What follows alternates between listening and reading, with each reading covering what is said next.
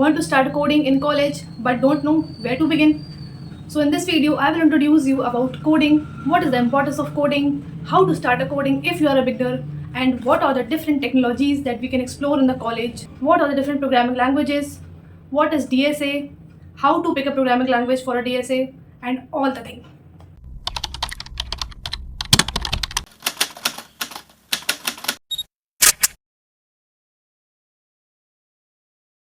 So hello everyone, welcome back to my YouTube channel. I am Pragya with a lot of mistakes and lot of bad decisions, but बहुत सारी learning in the college. So I am here making this video for you ताकि आप mistakes ना करें और जब आप 4th year में जाएं तो सोचें कि that you had a great journey and you have learned a lot. तो फालतू बातें ना करते हुए let's start a video. So firstly I will talk about what is coding. जैसे हमें आपस में बातचीत करने के लिए एक लैंग्वेज की ज़रूरत होती है, वैसे ही कंप्यूटर को हमारी लैंग्वेज समझ में नहीं आती है तो हमें उनकी लैंग्वेज सीखनी पड़ती है. सो प्रोग्रामिंग लैंग्वेजेस जो होती हैं वो लैंग्वेज हैं टू कम्युनिकेट विद कंप्यूटर्स. और बहुत सारी प्रोग्रामिंग लैंग्वेजेस होती हैं like Java, Python, Kotlin, C++, बहुत सारी लैंग्वेजेस हैं. And all the languages has syntax. Syntax क्या होते हैं? किसी भी लैंग्वेज को जो लिखने के रूल्स होते हैं उनको हम सिंटेक्स बोलते हैं और सारी लैंग्वेजेस में वो अलग होते हैं. So this is what coding is. So now we will discuss about DSA, Data Structures and Algorithms. DSA बहुत ही इंपॉर्टेंट पार्ट होता है हमारी बीटेक की जर्नी में, क्योंकि जो प्लेसमेंट के टाइम पे जो कंपनीज आती हैं वो DSA ही पूछती हैं. तो हमें DSA को ना फर्स्ट ईयर से शुरू कर देना चाहिए. तो DSA में बच्चों को क्या कन्फ्यूजन होती है कि कौन सी लैंग्वेज से हम DSA करें. तो मैं सजेस्ट करूँगी या तो आप C++ से DSA करो या तो आप जावा से DSA करो. पर्सनली मैंने जावा से DSA किया था. मैंने ये सोच के जावा पिक की थी that I will do the development also in Java, लेकिन ऐसा नहीं हुआ. मैंने डेवलपमेंट मर्न स्टैक से किया था. तो आप इन दोनों में से कोई भी एक लैंग्वेज यूज़ कर लो, both are good for DSA. And इसके अलावा DSA को प्रैक्टिस करना बहुत ज़रूरी है. So make your profile on the LeetCode और गीक्स फॉर गीक्स और हैकर रैंक, ये सारे प्लेटफॉर्म्स हैं. तो मैंने जो अपनी प्रैक्टिस की थी वो लीड कोड भी की थी. तो आप इनमें से ना किसी एक प्लेटफॉर्म पे अपनी प्रोफाइल बना लो और उस पर ही आप रेगुलरली क्वेश्चंस प्रैक्टिस करो. और DSA का सबसे जो इंपॉर्टेंट रूल है वो कंसिस्टेंसी है. आप उसको छोड़ दोगे ना तो आप वापस ज़ीरो पे आ जाओगे. तो try to make the consistency. And चाहे आप दिन में एक क्वेश्चन करो but try to do it on a daily basis. ऐसा नहीं करना है कि एक हफ्ते कर लिया छोड़ दिया फिर ख़राब हो जाएगा. Then you have to start again. So this is the tip for the DSA and DSA is very important. So now discuss about different technologies that we can explore in the college. तो DSA तो हमें करना है, उसके अलावा हमें करना है डेवलपमेंट. तो डेवलपमेंट कर सकते हैं और इसके अलावा बहुत सारे डोमेन्स हैं जिसमें हम जा सकते हैं. तो मुझे जब मैं फर्स्ट ईयर में थी तो मुझे नहीं पता था इतना. And I am making you aware about all the things so that you can pick one for you. Now we will discuss about other domains. So the first one is web development. इसमें आप कई सारी websites बना सकते हो. Full stack के projects बनते हैं जिसमें front end and back and include होता है, तो आप वो भी बना सकते हो. And the second one is app development. And the third one is cyber security. Fourth one is cloud engineer. And the last one is data scientist. तो इसमें AI और ML बहुत यूज़ होता है जो कि करंटली मार्केट में बहुत ही ज़्यादा इन है. और AI यूज़ करना तो हमें सीखना शुरू कर देना चाहिए because everybody knows about AI and the future is AI, so we have to put our efforts to learn different AI tools. तो ये कुछ अलग अलग डोमेन्स हैं. अगर आप इनमें एक्सप्लोर करोगे ना तो आपको अपने लिए एक कुछ अच्छा ऑप्शन मिल जाएगा. लाइक कभी कभी क्या होता है कि हम दूसरों को देख के अपने डोमेन्स को पिक कर लेते हैं, but I will suggest you अगर आप फर्स्ट ईयर में हो ना तो explore 2 to 3 domains at least and then find it out कि आपके लिए क्या ज़्यादा बेटर है, आपको किस चीज़ में ज़्यादा इंटरेस्ट है. देन आपको वो डोमेन पिक करना चाहिए and you will really do well in that domain itself.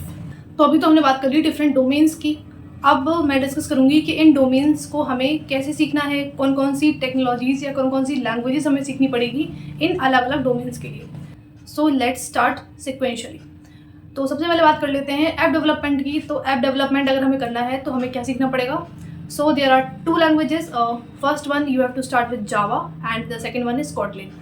तो हमें इन दोनों लैंग्वेजेस को सीखना पड़ेगा अगर हम ऐप डेवलपमेंट की तरफ जाना चाहते हैं. And the next is web development. तो वेब डेवलपमेंट हम जावा से भी कर सकते हैं. तो Java full stack web development हम कर सकते हैं, उसमें स्प्रिंग बूट वगैरह आ जाता है. एंड उसके बाद अगर हमें डेवलपमेंट करना है तो हम जावा स्क्रिप्ट से भी कर सकते हैं. तो अगर हम जावा स्क्रिप्ट को यूज़ करेंगे तो हमारे लिए 2 टेक स्टैक आ जाते हैं, मर्न स्टैक और मीन स्टैक. तो इनमें से MongoDB, Express.js, React.js and Node.js। तो R फॉर रिएक्ट एंड वहाँ पे मीन में A फॉर एंगुलर। तो आप इनमें से कोई एक सीख लो तो आपका काम हो जाएगा। तो ऐसे हम अपना वेब डेवलपमेंट कंप्लीट कर सकते हैं। And the third one is cyber security. तो इसके लिए हमें लिनक्स पढ़ना पड़ेगा, ऑपरेटिंग सिस्टम पे कमांड अच्छी होनी चाहिए, नेटवर्किंग हमें अच्छे से पढ़ना पड़ेगा, जो आप पढ़ोगे ना भी कंप्यूटर नेटवर्क्स करके, तो वो सब्जेक्ट आता है। एंड एक प्रोग्रामिंग लैंग्वेज हमें चाहिए। तो जनरली लोग पाइथन को प्रेफर करते हैं। और डेटाबेस हमें SQL, नॉन SQL इसका अच्छे से आइडिया होना चाहिए अगर हम साइबर सिक्योरिटी के डोमेन में जाना चाहते हैं तो।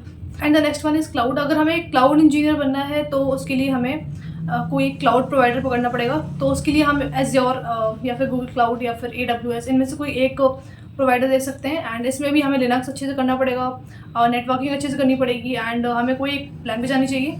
एंड हमें इस पर भी SQL या फिर NoSQL लाइक डेटाबेस पे कमांड अच्छी होनी चाहिए, क्योंकि क्लाउड का मतलब ही है कि हमें डेटा को मैनेज करना है ना। तो ये 4 डोमेन्स हो गए। And the next is data scientist. तो इसके लिए जो लोग लैंग्वेज यूज़ करते हैं वो है पाइथन। एंड इसमें भी जनरली हम मशीन लर्निंग एल्गोरिथम्स पढ़ रहे होंगे, डीप लर्निंग एल्गोरिथम्स पढ़ रहे होंगे, अच्छे हमें AI टूल्स का यूज़ करना सीखना है, तो हम अच्छे डेटा साइंटिस्ट बन सकते हैं। तो ये कुछ डोमेन्स थे, और इसमें कुछ टेक्नोलॉजीज़ जो हम यूज़ कर सकते हैं, जो हमें आनी चाहिए ताकि हम इन फील्ड्स में एक्सेल कर पाएँ। एंड इसके अलावा मैं कहूँगी कि अगर आप फर्स्ट ईयर में हो या फिर आप चीज़ें बिगिन कर रहे हो, तो फोकस करो सीखने पे, अच्छी चीज़ों को, नई स्किल्स को। आप जितना सीखोगे उतना बेटर है। कभी कभी क्या होता है कि बच्चे शुरुआत में ही सोचते हैं कि हम यहाँ इंटर्नशिप कर लें, वहाँ इंटर्नशिप कर लें, तो that is good, but firstly you should focus on your studies, your learning. क्योंकि अगर आप पढ़ाई अच्छे से करोगे, आप अच्छे से आपको स्किल्स आती होंगी, तो पैसा आपके पास आ ही जाएगा एट द एंड, है ना। तो these are my some tips to start coding and how to start your coding journey and take it till the end in a good way. तो ये कुछ डोमेन्स थे 4 से 5 जिनको आप अच्छे से एक्सप्लोर कर सकते हो, और उसी अकॉर्डिंग आप अपनी टेक्नोलॉजीज़ को भी सिलेक्ट कर सकते हो और देख सकते हो कि आपके लिए क्या बेटर है, आपको किस चीज़ में ज़्यादा इंटरेस्ट है।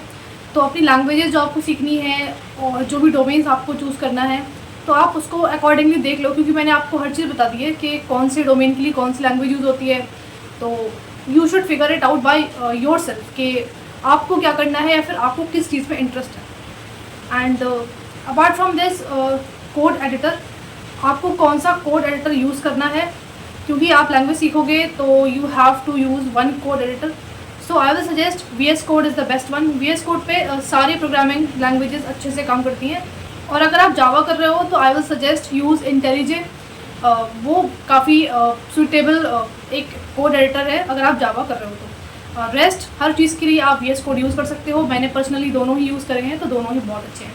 एंड इसके अलावा मैं फोकस करूँगी अच्छे प्रोजेक्ट्स बनाओ, जो भी सीखो उसका एक प्रोजेक्ट बनाओ, और ट्राई करो कि AI सीखो, क्योंकि आजकल उसकी बहुत डिमांड है और फ्यूचर उसको बहुत अच्छा है।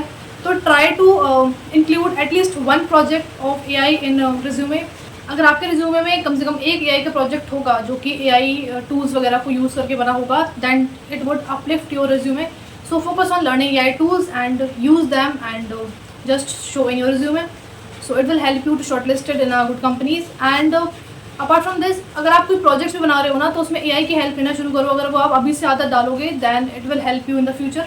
लाइक छोटे टास्क जो होते हैं वो आप AI से करवाना सीखो, छोटे कोड्स वगैरह जो होते हैं वो आप AI से लिखवाना सीखो, and then inbuilt in your project. तो उससे क्या है कि आपका टाइम भी बचेगा और प्रोजेक्ट जल्दी खत्म हो जाएगा। And for the freshers and or the first year student or the one who are beginning their coding journey, मैं एक लाइन बोलना चाहूँगी, don't run behind the money, just run behind learning skills, because that will help you a lot in the future. And अगर आप अच्छे से skill सीखोगे तो पैसा तो आ ही जाएगा, है ना। I hope it helps you a lot, and if you like the video then hit the like button, do share with your friends, and please subscribe to my channel. And आगे भी मैं आपके लिए ऐसे ही बढ़िया कंटेंट लाती रहूँगी। सो यार that's it for this video. मिलते हैं नेक्स्ट वीडियो में। बाय।